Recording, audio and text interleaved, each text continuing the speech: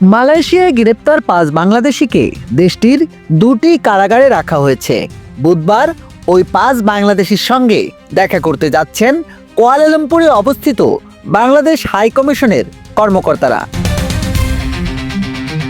মঙ্গলবার সন্ধ্যায় সরকারের দায়িত্বশীল একটি সূত্র বাঙালিওয়ালা নিউজ বাংলাকে এই তথ্য নিশ্চিত করেছে।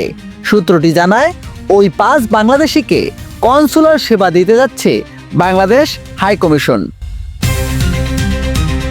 দেশটির কারা কর্তৃপক্ষ কনসুলার সেবায় অনুমতি দিয়েছে। হাই কমিশনের কর্মকর্তারা তাদের আইনি সহায়তা কিংবা অন্যান্য মৌলিক সহায়তার প্রয়োজন কিনা তা জানবেন।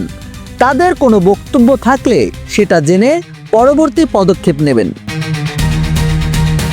কূটনৈতিক একটি সূত্র জানিয়েছে, গত এপ্রিলে মালয়েশিয়া পুলিশের অভিযানে গ্রেপ্তার 5 জন বাংলাদেশির 2 জন বর্তমানে দেশটির সেলেঙ্গার কারাগারে আর 3 জনকে জোহর বারু কারাগারে রাখা হয়েছে।